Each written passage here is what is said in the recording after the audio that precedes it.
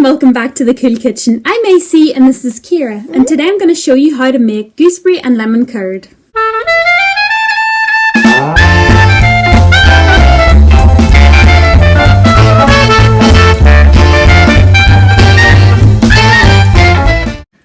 So for this recipe you'll need some butter, some water, sugar, eggs, gooseberries and lemon juice. And I'm also using a whisk, a fork and a saucepan. All of the information will be in the down bar below the video. So the first thing I'm going to do is, using my fork, I'm just going to beat up the eggs until they're nice and combined and there's no more bits of yolk or egg whites. So on a gentle heat, I'm going to put the fruit in the pot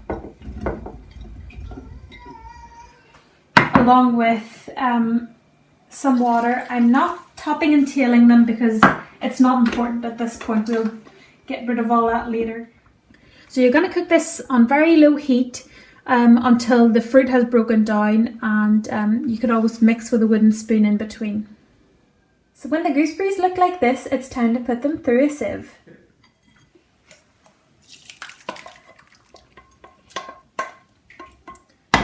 So just by using a wooden spoon,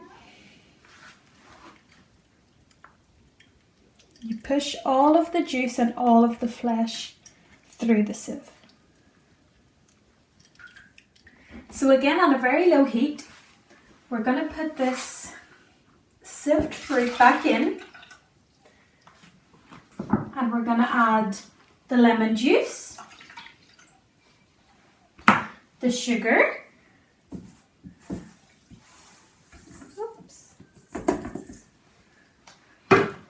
and the butter. And we're going to mix it over this low heat until everything melts and is combined. So now that everything's melted, I'm going to turn off the heat, and as you can see there's quite a lot of steam coming off that, and it's too early to put in the eggs because it'll just scramble the eggs. So I'm just taking it off the heat, and I'm going to leave it there for just a few minutes until it becomes cool enough for me to put my finger in it without getting burnt. So the liquid has cooled down a little bit and I can put my finger in without getting burnt. So I've put the heat back on very low again, and we're going to take the eggs that are nicely beaten and we're going to stir them in slowly, always stirring vigorously at the same time. It's very important because you don't want to get little bits of cooked egg in your curd. That would just be disgusting.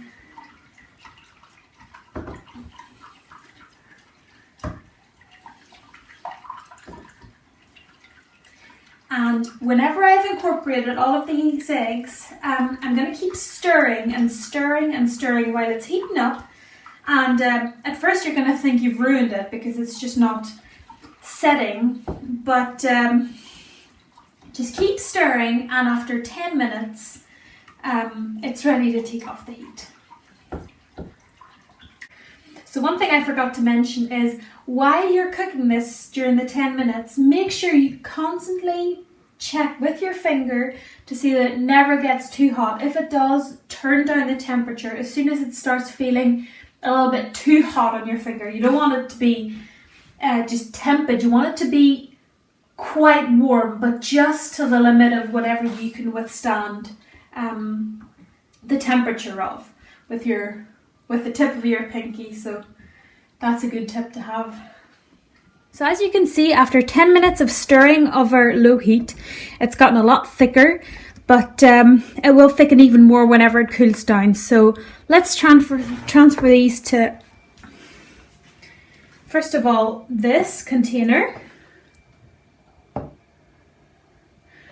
which will make it a lot easier to transfer into these clean, sterilized jars. Now, sterilized might sound intimidating, but all you need to do is just, in clear pots or in clear jam jars, you pour in boiling water and let it sit for like a couple of minutes in the boiling water, and then you drain out the boiling water and just let them dry, and You've got sterilised pots.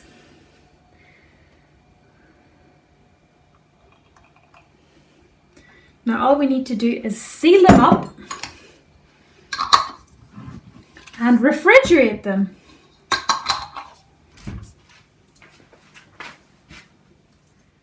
So we've let the curd set in the fridge overnight, and this is the finished product.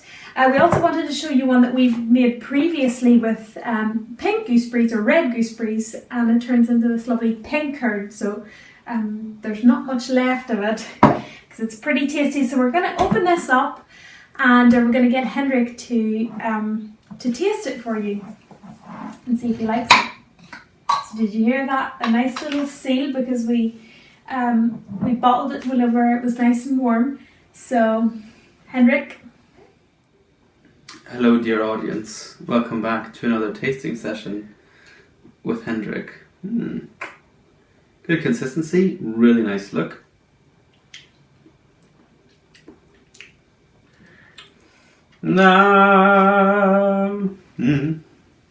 Beautiful flavor. It's really good, really rich, creamy almost because of the eggs and all the good stuff in it, and just a really good fragrance from the gooseberries and the lemon. Big thumbs up. You're gonna love this. Yum.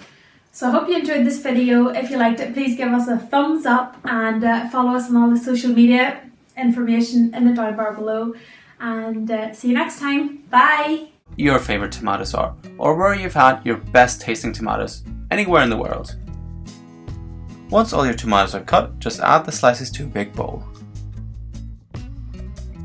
We tend to just rip our basil apart for a nice salad. You can also chop it or slice it any way you like. We also pinch off the basil tops